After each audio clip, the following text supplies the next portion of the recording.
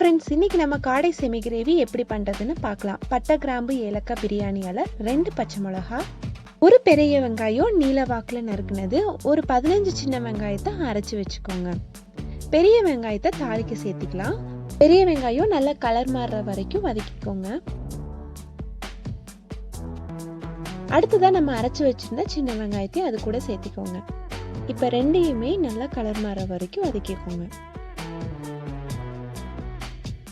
அடுத்ததா 1 டீஸ்பூன் இஞ்சி பூண்டு பேஸ்ட் அது கூட சேர்த்திட்டு நல்லா வதக்கி விட்டுக்கோங்க. இஞ்சி பூண்டு பேஸ்ட் நல்லா வதங்கினதும் ஒரு மீடியம் சைஸ் தக்காளி பொடியா நறுக்கி அது கூட சேர்த்திக்கோங்க.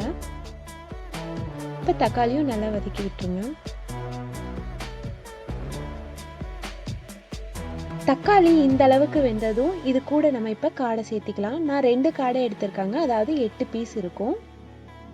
இப்போ இது கூட சேர்க்க வேண்டிய மசாலா பொருட்களை அரைச்சிக்கலாம். 1 டீஸ்பூன் முழுமல்லி, 1 டீஸ்பூன் சோம்பு, 3/4 டீஸ்பூன் ஜீரகம், 1 டீஸ்பூன் மிளகு, இது எல்லாமே பொடியா அரைச்சி இது கூட சேர்த்திக்கோங்க. நல்லா மிக்ஸ் பண்ணி விட்டுட்டு ஒரு 2 நிமிஷம் வதக்கி விடுங்க. இப்போ இது கூடவே 1 டீஸ்பூன் உப்பு, 1/4 டீஸ்பூன் மஞ்சத்தூள், 1 டீஸ்பூன் மிளகாத்தூள், இது எல்லாமே ஆட் பண்ணி நல்லா மிக்ஸ் பண்ணி விட்டுக்கோங்க. இப்போ காடை வேகிற அளவுக்கு தண்ணி ஆட் பண்ணிக்கோங்க.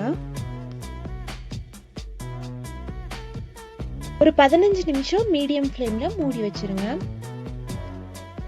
இப்போ நம்மளோட காடை செமி கிரேவி சூப்பரா ரெடி ஆயிடுச்சுங்க.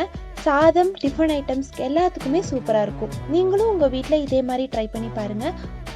உங்களுக்கு பிடிச்சிருந்ததுன்னா மறக்காம லைக் பண்ணிக்கோங்க. இதே மாதிரி நிறைய வீடியோஸ்க்கு சேனலை சப்ஸ்கிரைப் பண்ணிக்கோங்க. தேங்க்ஸ் ஃபார் வாட்சிங்.